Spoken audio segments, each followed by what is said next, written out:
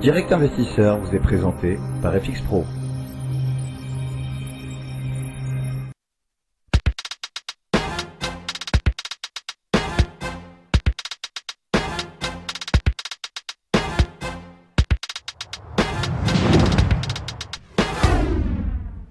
Et nous accueillons tout de suite en duplex Alexandre Baradez, stratégiste chez IG. Bonjour Alexandre.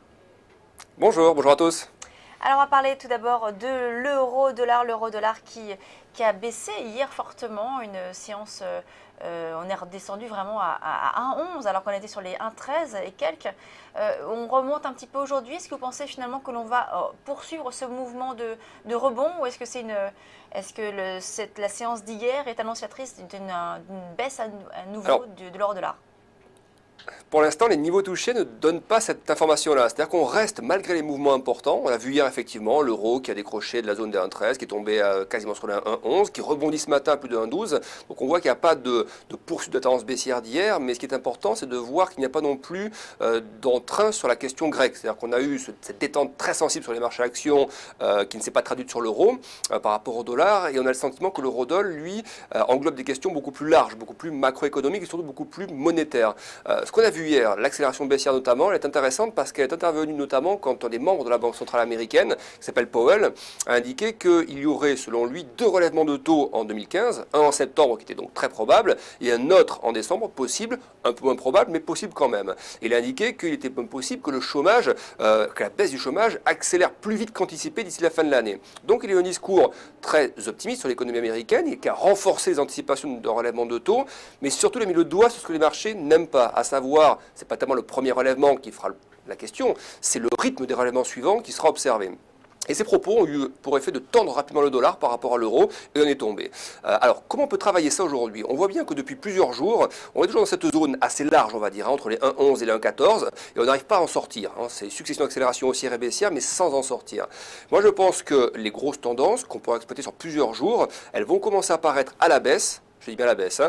Quand on reviendra chercher, vous voyez sur le graphique, il y a 2 grosses zones en fait à surveiller. Une grosse zone de support qui est dans la zone 1,1030, 1,1050. Vous voyez, c'est l'ancienne zone de résistance du mois de mars. Touché plusieurs fois, on était parti à la baisse et après ça casse.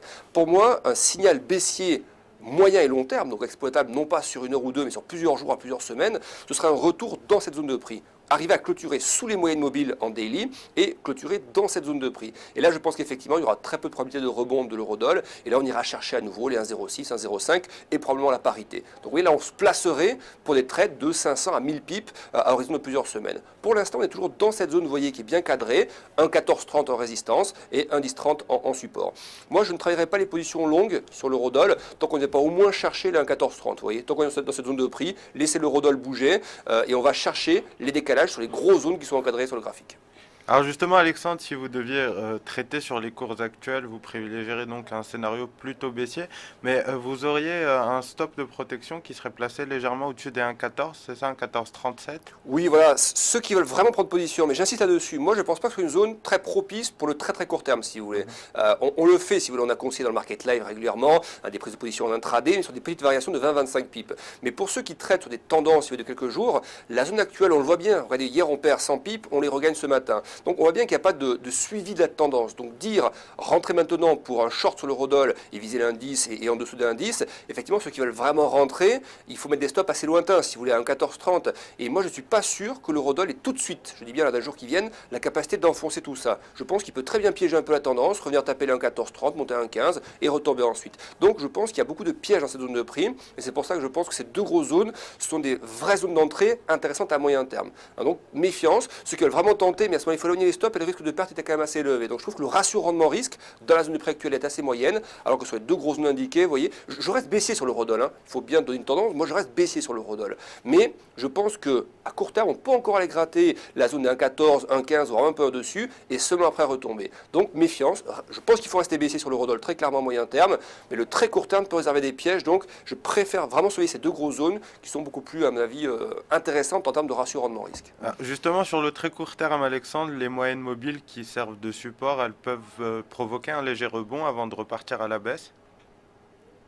On est déjà dessus, effectivement. C'est ce qui s'est passé hier. On voit que sur le daily, vous voyez, on est venu chercher les deux moyennes mobiles qui étaient d'ailleurs très très serrées. Ça, c'est un signe de non-tendance. Quand deux moyennes mobiles sont très horizontales et très serrées, comme c'est le cas sur le daily, sur l'eurodoll, le marché donc est venu les tester et a rebondi. Donc effectivement, ces moyennes mobiles, pour les shorters à très court terme, ceux qui cherchent un signal, à ce moment-là, vous voyez, le retour sur ces moyennes mobiles dans les heures qui viennent sera un signal intéressant. Pour l'instant, non, parce qu'on a rebondi dessus, donc pas de vraie pression baissière à très court terme. Il faudrait retomber au moins là-dessus, dans cette zone 1,1130, 1,1120, et là, effectivement, à court terme, on pourra avoir un signal intéressant pour shorter un petit peu l'eurodoll.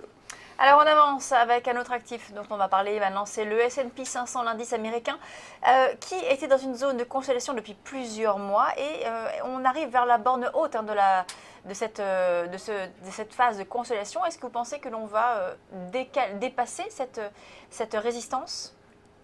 Alors, dans le scénario d'une possibilité, je vais répondre que tout est toujours possible, si vous voulez. On n'écarte aucun scénario. C'est pour ça qu'il faut avoir un esprit très large quand on analyse les indices américains, dans le sens qu'il suffit d'un chiffre, d'une déclaration pour que le marché casse ses plus hauts historiques. Après, la question de fond, qui est celle à laquelle j'essaie de répondre, c'est est-ce qu'il y a encore du potentiel de hausse? Est-ce que même si on venait chercher le plus haut récent, donc la zone des 2120, 2130 points, est-ce qu'on pourrait encore aller beaucoup plus haut? Et moi, à cette question-là, je pense que la réponse c'est non. C'est-à-dire, je pense qu'il n'y a pas les fondamentaux aujourd'hui aux États-Unis pour permettre aux indices américains de performer très fortement encore à la hausse. Qu'il y ait des petits signaux comme ça, vous voyez, très court terme où ça casse et ça prend 20-30 points possible, mais à l'heure actuelle, je préfère me concentrer sur les supports. C'est-à-dire dire, pour l'instant, on écarte les scénarios de hausse, même si ça vient à se produire, on les laisse de côté, on n'y prend pas part parce qu'on est sur des niveaux historiquement très élevés et on cherche à rentrer sur des phases de correction.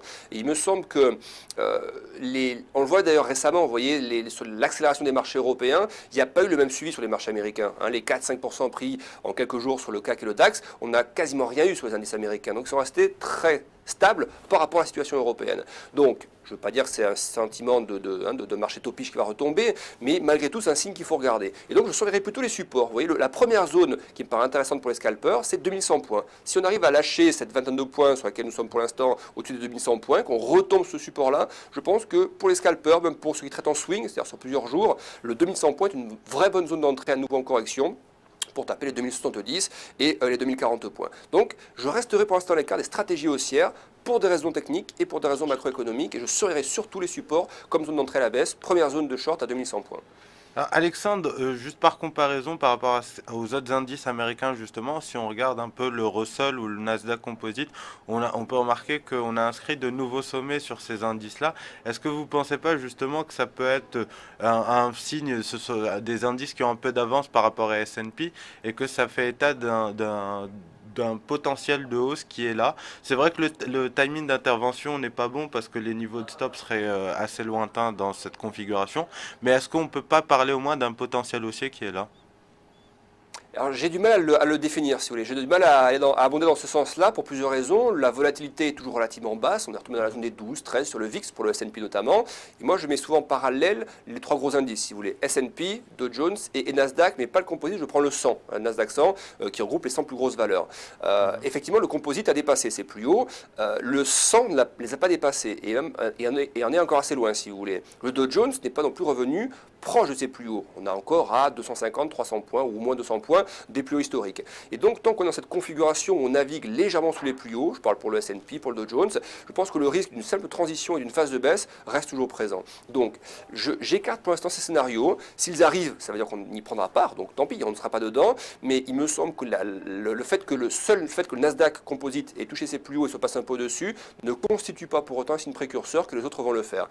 Moi, je me base notamment sur le S&P, si vous voulez, je compare Dow Jones à S&P, l'écartement par rapport aux moyennes mobiles, la variation par rapport à cette moyenne de prix, la courbure de l'accélération depuis 2008 jusqu'à 2014-2015 me laisse penser qu'on ne peut pas continuer au même rythme, si vous voulez, sur les mois à venir, et qu'il n'y a pas les catalyseurs suffisants pour y arriver. Donc je pense que toute hausse, même sur le S&P, qui prend encore durer quelques jours, serait relativement limitée et offrirait derrière un potentiel de baisse qui lui serait beaucoup plus important. Donc je pense qu'il y a plus à aller chercher sur la baisse qu'à aller encore un peu chercher sur la hausse. Donc plutôt chercher les supports à enfoncer et à exploiter.